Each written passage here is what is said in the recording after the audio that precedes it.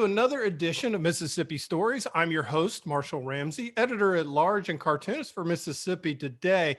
Really excited about our guest today. And I tell you what, there's just this great convergence of good things happening here in Jackson. And a big part of it is, of course, because of her.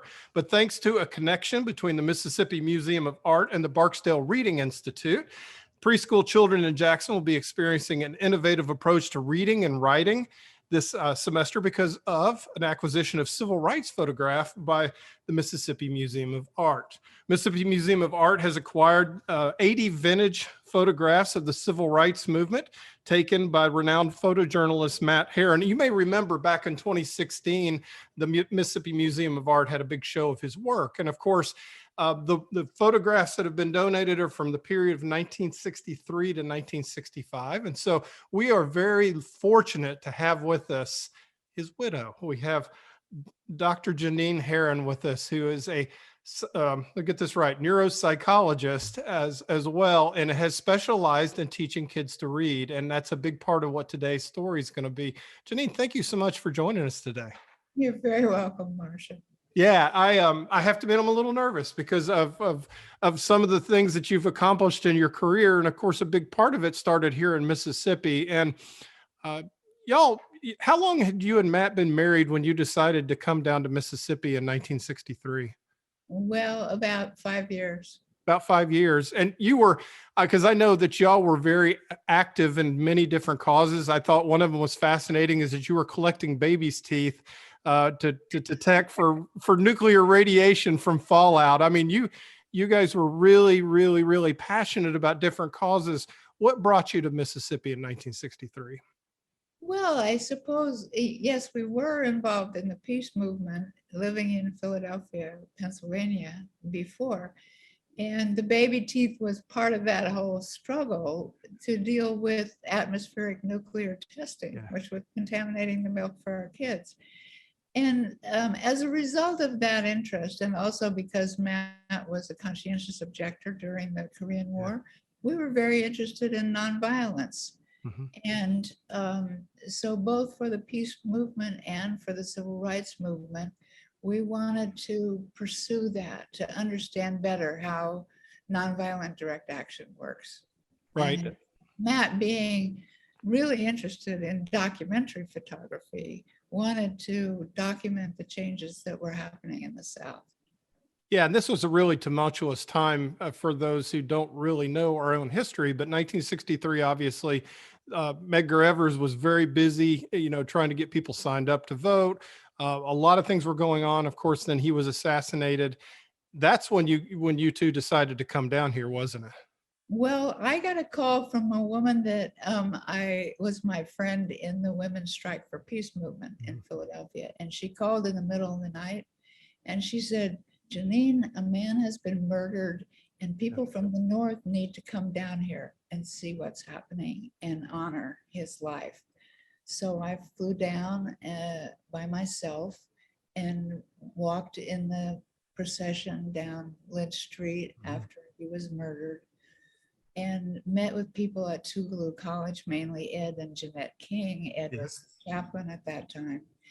And, asked questions like, would it be a good idea with our family, with 2 young children, to move to Mississippi? And they said, yes, you would probably be safe if you lived in a white community and worked from there.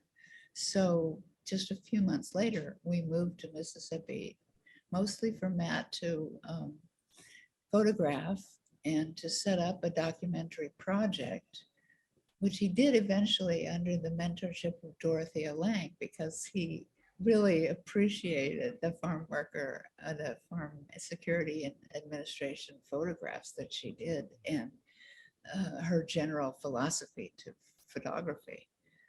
Anyway, so that's how we came, and we did find a place in Jackson to live, and we lived there till I was doing some reporting too. I covered the DeLay Beckwith trial for Nation magazine, also the mock voting, the mock election campaign. And so I was trying to decide whether I had any skills as a writer, and I went to a White Citizens Council meeting and got outed. And soon after that, our landlord said, "Please leave. I'm going to remodel the house." So, uh-oh, sorry. That's okay. That's okay. So you got outed. You had to move at that point. What part of town did you live in? Just out of curiosity. On Belhaven Street. Okay. Okay. Yeah. It probably hasn't changed too much, except for the roads probably still have more potholes now. But what was Jackson like in 1963? Well, frankly, it was scary. I Yeah. mean, that was the main feeling at the time, that anybody who traveled in a car, an integrated car with students from Tugelo or whatever, was in danger. So I know we covered things like church integration.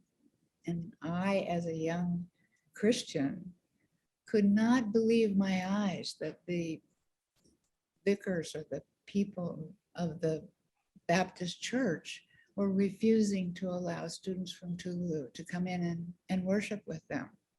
So that was the atmosphere, really. How did Matt get the access that he did? Because I really, honestly, when you look at his work, you can just tell that he was right there on ground zero. It seems like of every event, it just was incredible. How did he get in that tight to be able to get those powerful photographs? Well, often he had assignments from Life or Look Mhm. or Saturday Post or whatever magazine, and he had credentials from them. And there was an awareness at that time that the work of photojournalists could negatively impact the activities that were happening in Jackson on a national scale. That is, that it would make people more widely recognize what was happening in the South.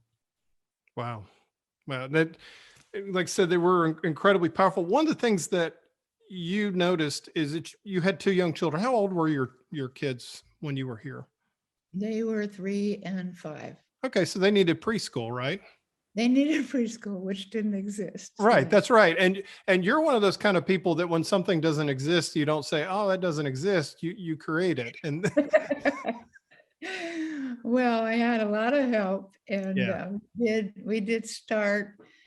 We applied for a grant from the new administration offices of Sergeant Shriver in Washington, and applied for Head Start funding and got it from Mississippi. So we started, me and 3 other people started the Child Development Group of Mississippi.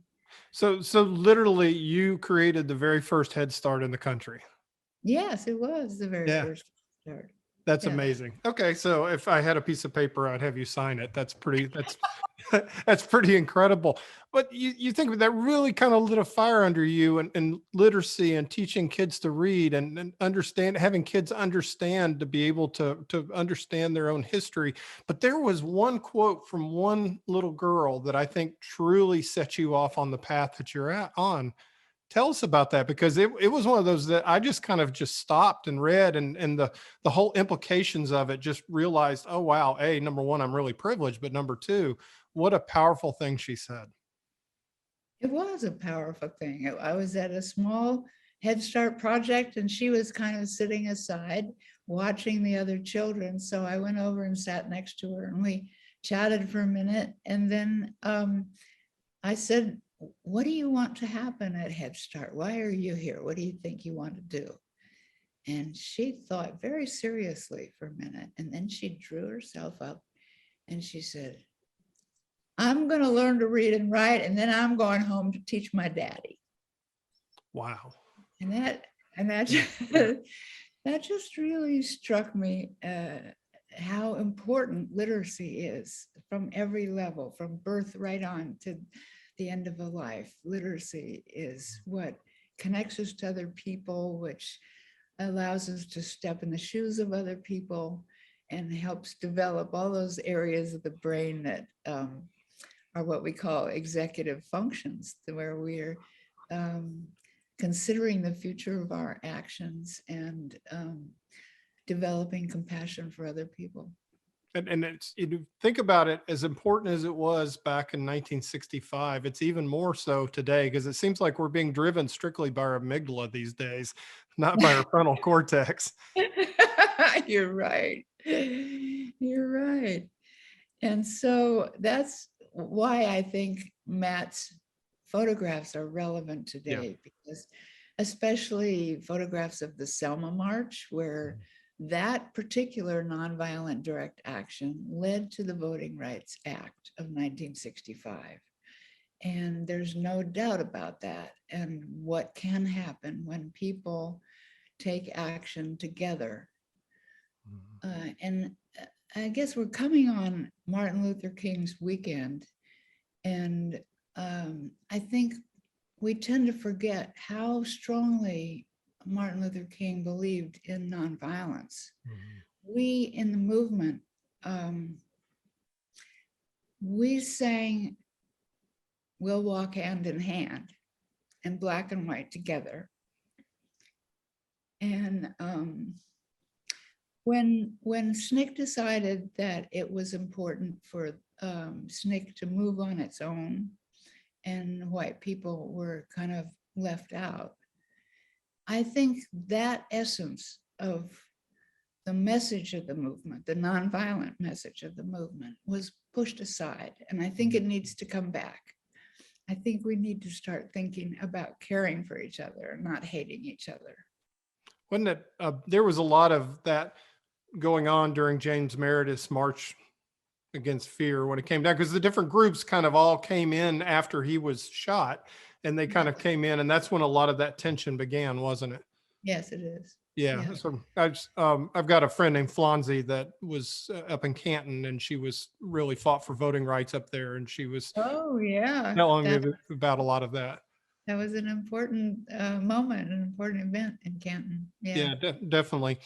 Well, the photographs, like I said, is that, by the way, is that one of the Selma March photographs behind you? Yes, it is. That's what I thought. I recently, my sister lives in Dothan, Alabama, so I've driven that stretch of road between Selma and going down to Montgomery, and that's a very, very long, lonely, lonely trip. So I can only imagine how powerful that must have been at the time and how exhausting all at the same time. Oh, yeah, and Matt always said he had to walk it backwards because, of course, when you're photographing, yeah, that's right. So he did a couple 100 miles walking like this the whole time. He, and I saw when he saw that he'd passed away, and it was 89, and I thought, oh wow, what, that's really sad. In 89, he died in a glider accident. I mean, y'all are running and gunning even to this day. I mean, I'm so sorry he passed away, but wow, what an amazing life he led. He did. He really did. Extraordinary guy. And the people that aren't aware, because they're mostly aware of his civil rights photographs, but he did the Aids quilt. He photographed every quilt. Yeah. He was a navigator on the first 3 Greenpeace voyages. Oh, wow. To put their bodies between the Russians and the whales. He just did so many things like that in his life that were more than civil rights, were really his care for the environment and social justice. So just out of curiosity, I mean, it's a little bit off topic, but your kids, I mean, they grew up watching their parents saving the world. What do they do? My son is a design engineer, and my daughter is the IT director for a very interesting organization, Hoffman Institute, that helps people reorganize their lives. Oh, wow. In retreats, dealing with issues that came from their childhood. Well, tell us a little bit about how the deal with the Mississippi Museum of Art came about, because I mean, I love that we have the photographs now in the collection, and I'm a big fan. They've got a few of my pieces in the museum, and yeah, believe it or not, which that is not a good thing probably for them, but I mean, it's still kind of neat that they have a few of my cartoons there. But Mississippi is such a a complex, beautiful place. And the fact when it comes to art, we just have such a wide range of artists. And I think the Yeah. museum does a really great job with their collection of having a wide representation of that. But I love that these 80 photographs are going to fuel something that's even cooler and better and bigger and going to help the future of these kids at McWillie Elementary School. Tell us a little bit about how all this came to be.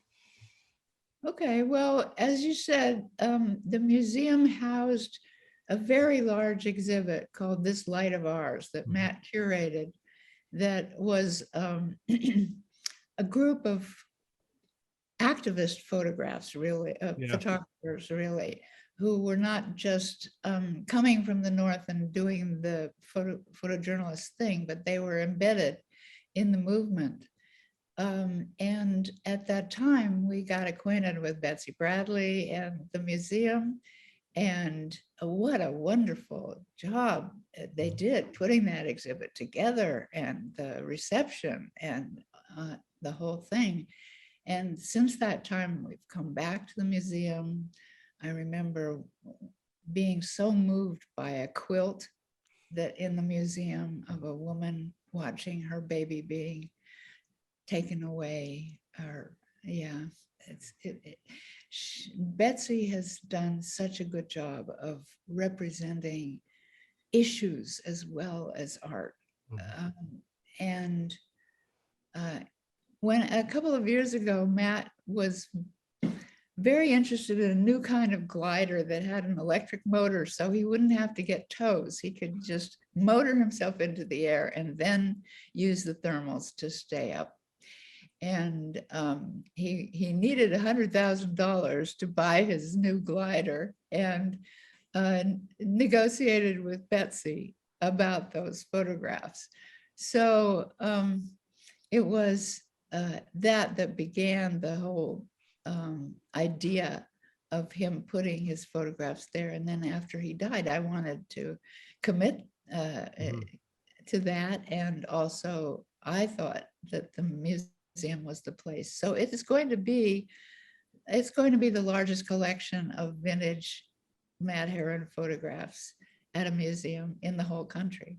That's wonderful. And it's from the period from 1963 to 1965 here in Mississippi, correct? Mostly Yeah. that, but also in other areas of the South, like a lot of the Selma March and so on. Yeah. Oh, that's gonna be, I cannot wait to see them in person. That's gonna be wonderful. I'm gonna have to talk real nice to Betsy. Maybe I can get in behind the scenes and see some of them a little bit on this. Of course, the Barksdale Reading Institute and the Barksdales are big supporters of Mississippi Today, of course, and they have given so much to the state of Mississippi, so I'll put that out there. But they have done incredible work in reading and in education here in the state and so forth. So, how did you end up becoming teamed up with them? So I started working with preschools in the South in 2017. I started coming back to Mississippi. I wanted to rekindle my roots that I felt that started in Mississippi. And so I advised preschools and trained preschool teachers in the Gulf area. And also took some videos of very wonderful preschool teachers there, and got acquainted with Kelly Butler at BRI, the Barksdale Institute. And we just clicked, and have similar relationships with research colleagues around the country. Anyway, so when this idea came up to do a preschool project, I got 5 grants from the federal government, from the National Institute of Child Health and Human Development, over the years, to create software curricula and to develop materials for instructing young kids. So people know about that. Kelly knew about that. And I applied for another grant to do this preschool project, but I didn't get it. So that's how the idea of using the funding from the pictures from the museum to fund the preschool project that I wanted to do. Well, I skipped over a very important part of this whole story is when you got interested after Head Start and you got interested in teaching kids to read, you got very interested on how the brain operates and how it works. So you decided to further your education. And so y'all moved from Mississippi to New Orleans to go to Tulane. Tell us a little bit about that experience. So, I mean, number one, I'm very impressed you went back and got a degree with two small kids and being busy and everything else. Because I've working on my master's, and I needless to say, that's not easy to do what you pulled off. It's not easy. It had been 10 years since I had been in university. So yeah, it worked out beautifully. Matt helped Yeah. with the kids, and we loved being in New Orleans. And I had a very good education. I was very lucky to get into Tulane as a graduate student and got my PhD there. So that's when how long have you had the company? Oh, since 1984. Okay. So yeah, Long time. you've been doing this for a while. When you started obviously doing the brain search and learning how we learn and learning how kids read, what were some things that really jumped out at you in the way that we taught reading that said, maybe this isn't working so well? Well, first of all, the research says it's not working too well. Yeah. 3/4 of our kids in America are not learning to read proficiently. They are not Wow. reading at grade level, 3/4. And unfortunately, among the Black population, it's more like 18% can read proficiently. Really? Yeah, so, and of course, there are a lot of factors there, the Yeah. testing and so on. So it's not black and white, so to speak. Yeah. But that's not good numbers. And No. we must be doing something that's not efficient or helpful to kids to learn to read. So I began to look into the research, and it became clear from what we're now calling the science of reading that kids cannot learn to read efficiently if they just learn to memorize the visual appearance of words. They have to learn to break spoken words into speech bits and link those speech bits with letters, because that's how the alphabet was invented. It was invented to represent speech, to make spoken words visible. And so trying to understand that and looking at other research, I began to create products that went from speech to print instead of print to speech. That is, it started kids out speaking a word, figuring out the sounds, linking letters to those sounds, and then spelling out the words. And as they spelled out the words, they were also blending the sounds in order to read them. So they were doing both things at the same time. And I did research with the first product I developed, Read, Write, and Type, with a very well-known reading researcher, Joe Torgeson. And we found that the kids who did the program were very much better off going into first grade than the controls. And I've done that research with other, with preschool, a preschool program called Talking Shapes. And in that case, that was in Connecticut, and the children who had the program went into kindergarten and first grade with better skills than all the other kids in the district and the controls. So it's effective, and I think reading instruction is changing very radically right now. It's a very optimistic time for a change in what has been called in the past the reading wars. That is, the difference between an instruction that relies on visual memorization and instruction that relies on learning how to use the alphabet code. Explain to everyone what the alphabet code is. Because it's like I said, I remember when I learned to read back in the early 70s, there was a lot of phonics in there, and it was a lot of being able to sounding out the words and so forth. Mhm. Yeah, and it did change. And I'm married to a K-2 art teacher who taught preschool for a while. So yeah, I kind of live this world a little bit. So that's why I'm kind of a little bit fascinated about what we're talking about now. But Tell us a little bit what the alphabet code is, because some folks may not know what that means.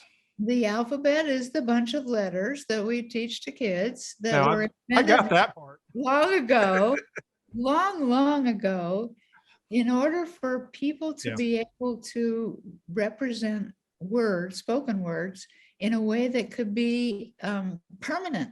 Yeah. Like making these marks on a rock or whatever, you know, and that developed into our way of making words visible, which is writing and reading. Of course, you can't read something unless it's been written first. So my approach is what's called writing to read or speech to print, which kind of turns things around. Instead of focusing just on reading and decoding, you add another component, which is encoding, using the alphabet and the sounds to spell words and write out words rather than just trying to decode and read. So if I were a 4-year-old and I'm in the Jackson Public Schools, I'm at McWillie Elementary School, and I'm learning about, I'm going to sit down and my teacher's going to, you know, introduce this program to me, what would I expect? You would be using letters on letter tiles that are embedded in a picture that calls to mind both the sound and the shape of the picture. So in other words, a C is embedded in the picture of a cat and it curls around like a cat. Well, that is cool. Okay, so you use words that describe the shape. You use the name and the sound of the letter. So both things are linked to that letter, and then kids are learning to write that letter. But the difference is that instead of learning to memorize the entire alphabet, which they're not going to use for a long time, they're going to use the most frequent letters. You just give them a few letters like A-T, at, and you say, what would you do to make that word at say cat or fat or sat? And you present it in a way where they can see your mouth and hear the sounds, and you get them to say the sounds as well, because learning to be aware of those sounds is not just a perceptual task. It's learning to remember what you did to say the words, to say the sounds. Anyway, so that's a difference between from the way that kids are learning about sounds and letters now. In Mississippi, there's been a big push, and it was started, I guess, maybe, I'm trying to think, the pandemic has thrown my whole ability to figure out time out the window, but maybe 10 years, the reading gate, they got very interested in the 3rd grade reading gate. How important is it for a kid to be able to read by 3rd or 4th grade for the rest of their lives?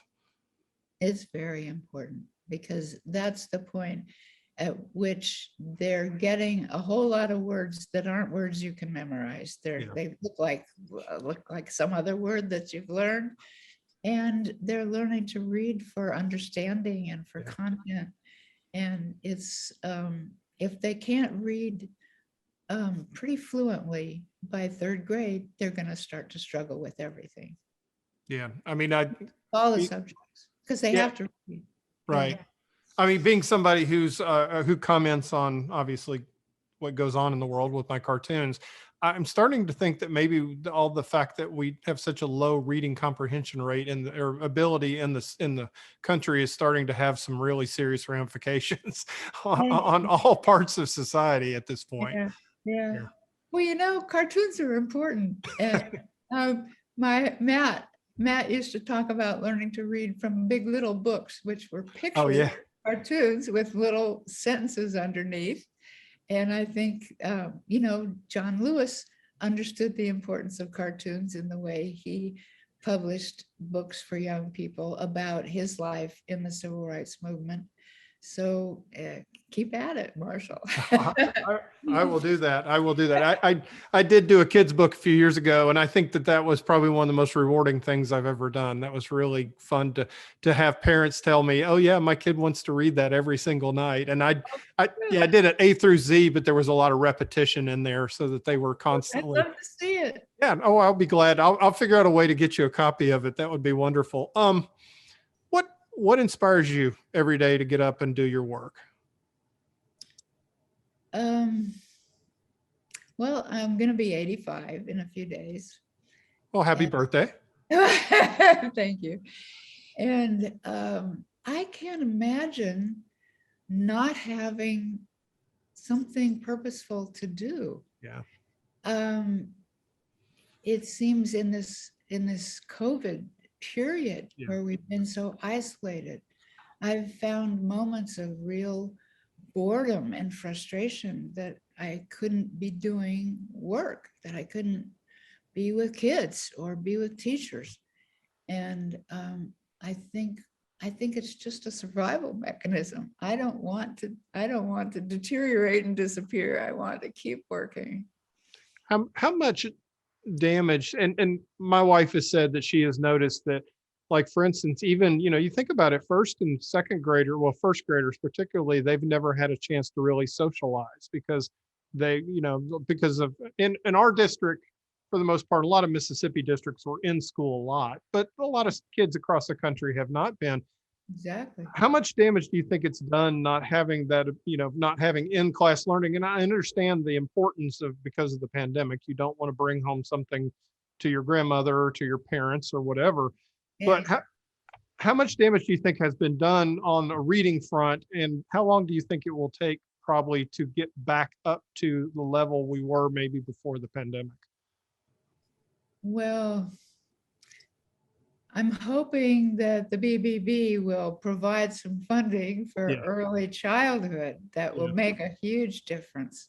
I think it has made a difference that children have been isolated. I've had kindergarten teachers telling me that children are not talking. They're coming to school and not talking as much. And talking is what's the foundation of everything. I mean, you can't learn to read and write unless you have a good oral language basis underneath the foundation for it. And another thing that's happened, which is interesting to me, is that by wearing masks, we're hiding an important clue. Like if I hide my face like this, you're not going to be able to understand what I say, Yeah. as well as if you can see my mouth. We Yeah. do a lot of what's called speech reading or lip reading as we're learning language. So that's another factor. I have no idea how much effect it's had, but the more parents can talk to their children and have conversations back and forth with their children, the better off we're going to be. And if there's funding for good caretaking and good preschools, that would be wonderful. And you obviously are a believer of Head Start. I think that makes a lot of sense. And obviously, early childhood education is incredibly important because you want to grab the brain. In Mississippi, we don't have a lot of that. I mean, kindergartens, it took moving heaven and earth to even get kindergartens in Mississippi. I'm very proud of the paper I used to work for, won a Pulitzer for their efforts to help push that through. Okay, good. Yeah, I thought that was kind of nice. But that said, and you've touched on it a little bit just then, but what can parents do to really give their kids a head start on reading? And at what age? I mean, you mentioned obviously talking to them, and I remember my parents, we'd drive down the road and they'd go, I spot something yellow, and I spot, they would play games with me. Absolutely. Yeah. Yeah. Playing games is important, and just talking to kids is important. What we've learned from a lot of research in socioeconomic status is that with poverty, there's a lot of paucity of language in the home. And probably because both parents work, they haven't had a lot of experience with language and books themselves. Yeah. And so the more we can kindle that, the more we can help parents learn how to talk to their children, how to read books in a way that the children are asking questions and you're answering questions about the pictures in the book or what's happening in the book, or what do you think is going to happen at the end of the story. All those things are really, really important for early childhood, for the brain, because the brain at that point from zero to 3, it's just growing incredibly. And that's such a critical period for putting in all this information about words. If you're older and you cannot read, and I mean, you would like to learn to read. How hard is it to learn to read once your brain is not as plastic as it used to be? Well, it depends on the person, of Yeah. course, the motivation and the Yeah. circumstances. Um, but it is a little bit more difficult to learn what's called phoneme awareness, to be aware of those segments of speech that are strung together to make spoken words. What we've found is that even with young children, in trying to teach them to be aware of those sounds, it's better, it's more efficient to link the sounds immediately to letters, because letters provide a concrete anchor, a concrete reference for the sounds that they're learning. So if they're just doing isolated exercises, they're not anchoring those sounds as well as they could if they were linking them to letters and learning how to use the alphabet. You mentioned some of the ways that they're teaching with using the blocks and the pictures and so forth on that. What are your thoughts about using tablets and computers to teach as well? I know, because some people it can be controversial. Do you think it's an effective way to teach reading? Well, we're going to be trying that with this preschool project that Mhm. kids are going to be using my curriculum called Talking Shapes, which essentially shows a picture that the children name, that they can click on the picture and hear the word, so they're learning vocabulary possibly. And then when they say the word, they're going to be trying to think about the sounds in the word and pick from an array of 6 of those embedded letters how to spell out that word, like cat or sat or pig or pen or whatever. And it's done in a systematic way so that they're just starting with a few letters and adding a few at a time. So will you be coming to Jackson I mean, with the program, or are you going to be, because I know obviously Omicron now, we're all suddenly having to kind of be careful again in I know. waves. I'm scared to death, but I'm flying tomorrow. I'm going to arrive in New Orleans very early Wednesday morning and drive to Jackson, and I'll be around till the 22nd. So Oh, I'll be wonderful. I'll Wonderful. be there for the Martin Luther King weekend, and then we'll start the project the day after MLK Day on the 19th. Oh, great. I didn't know your schedule. So I'm really wondering, it's good to have you back in Mississippi. So welcome back. Thank you. I'm going to be well masked and keep my distance, and hopefully everything will go well. That'd be I'll be great. very happy. I have very good friends in Mississippi, and I love to be there. Is there anybody from your time before that you still keep in touch with here? Oh, yes. Oh, yes. In particular, Bill and Wyn Seaman, who live in Pass Christian and have had close ties with the museum as well. I think Bill had some photographs in it. Bill helped us sail. When we sailed a small boat from New Orleans to West Africa. Okay. Yes, we did. I've been on a big boat out in the ocean. You did it in a small boat, so I must hear more. This was a 30-foot sailboat. Wow. We learned Matt knew sailing before, but we really learned on Lake Pontchartrain with friends in New Orleans, and then Bill sailed with us from Florida to Bermuda, and he and Matt learned how to navigate on the way. Yes. So they were using a sextant. We had no GPS, no radio. Wow. It was in 1970. Yeah. So anyway, Bill and Wyn have been very dear friends ever since. Well, I'm glad that you survived the trip. Oh yeah. Oh Well, yeah. I mean, We spent almost a year sailing down the west coast of Africa. that's incredible. That's And incredible. we went 300 miles up the Gambia River into the interior. It was an amazing trip. Please tell me you're working on your memoirs. Well, Matt and I were starting to. We were writing a book with stories with perspectives from each of us. Yeah. And we did write a book about the voyage, and there's another book that I did recently, putting together the log that my son Matthew wrote. He was 15 at the time, 14 at the time.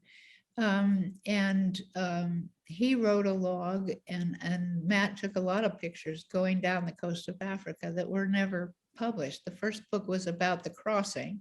That was the voyage of Aquarius. And then the second is called Our Big Blue Schoolhouse, which is, instead of a little red schoolhouse, a big blue schoolhouse. And it was about the way we educated the children and the way the trip educated the children on the voyage. I can only imagine. I mean, you know, because I remember my parents would like take us to like historical sites and stuff like that so that we could get all five senses engaged. But a trip down the coast of Africa is, you talk about something that will change your worldview forever. That's wonderful.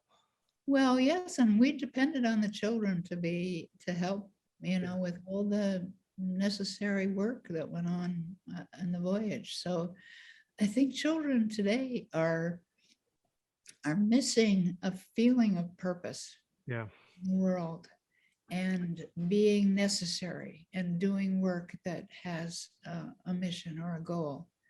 And I think that I'm not recommending that everybody take a trip to Africa by any means, but there are ways that you can take children into wilderness situations, into places where they need to develop their own resources to deal with unexpected problems and events, and to figure out their place in the world.